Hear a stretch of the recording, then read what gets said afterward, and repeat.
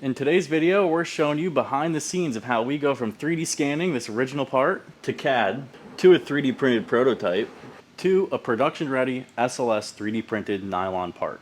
We're taking the factory belt molding trim from tune port injection and we're 3D scanning it, reverse engineering it, and modifying it to say turbocharged injection. Because, well, it's 2025 and these cars deserve some boost. But actually, we have a customer building a turbo Corvette and we have the right car for the job to make it happen. First step, let's digitize it. So what do we mean by digitize it?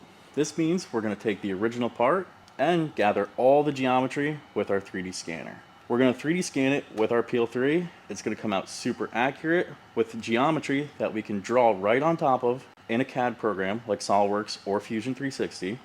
And then we're able to make the modifications we want, whether it be text, mounting locations, or anything you could imagine, because we're going to 3D print this part and make it whatever you want. Now we have our 3D scan file imported into SOLIDWORKS, where we're able to take this geometry and start drawing on top of it. I think you can see it came out pretty good. We have the nice curves, all the edges are filleted, the text is obviously modified, and if you look on the back side, we have everything pretty much modeled as original. You're going to be able to have the sheet metal bracket just fit into there, just how it was from the factory. The only difference we made is we actually increased the size of these holes so you could fit a threaded insert instead. And just like that, we have a PLA printed prototype. And I know you could see the layer lines. It's not as pretty of a part as you'd want it to be for final production. But the good news is, it's not final production. This is just a prototype. For our purposes, we were able to make a prototype very quickly, where we could just lay it onto the part. It looks pretty great, so let's move on to final production. And just like that, we have our final production SLS part.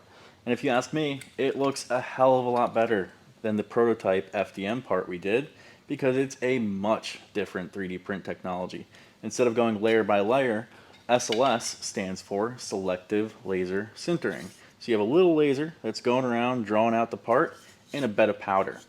So aside from it looking way better, the material properties over PLA are way different.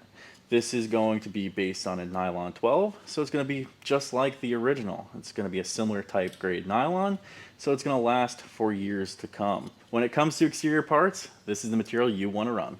Now that everything's bolted back together, I think it looks pretty dang good. If you just take a little bit of gray paint and fill in those layers, you're going to fool everyone at the local car show. But you guys be the judge. Comment down below and let us know what you think.